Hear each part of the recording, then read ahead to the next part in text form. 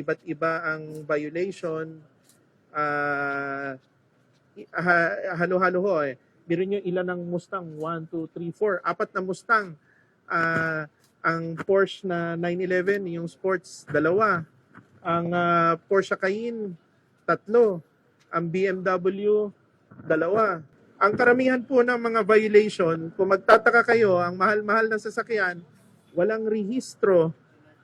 Pangalawa, walang driver's license ang karamihan. Kaya po talagang ini-impound. Kasi yun pong wala lang rehistro, impoundable na po talaga eh. So, yung iba, wala pang driver's license. Ang mga enforcer po natin, nakikita namin kung sila ay nakarehistro o hindi.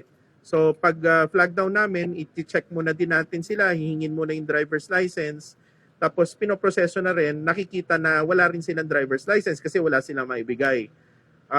Pero yun na nga, karamihan dito, walang mga rehistro. May Jaguar, may Range Rover,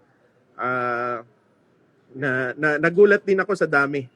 Hindi namin pinag-iinitan ng luxury vehicles. Lahat,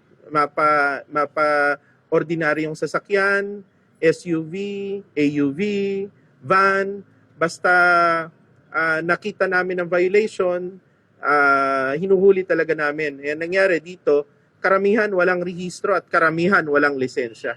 Kung matatandaan nyo, nung pumasok po ako dito sa LTO, sabi ko nga yung totoong hulihan eh. Hindi naman po ito sa mahabang panahon, hindi naman po hinuhuli eh. Pero ngayon po, ginagawa po namin patas. Ang ibig ko sabihin, patas sa lahat. Kaya nating humuli ng mga kolong-kolong motor, kaya rin nating humuli ng mga luxury vehicle. Patas lang po sa lahat. Ngayon, ang next step namin dito sa mga coaching to, verification. De-verify namin sa Bureau of Custom, may initial verification naman kami. Yun nga yung sinasabi ko, yung importansya ng connection, ng coordination ng dalawang ahensya ng gobyerno para mas mabilis na nagagawa yung mga trabaho namin at saka yung mga pagbe-verify namin.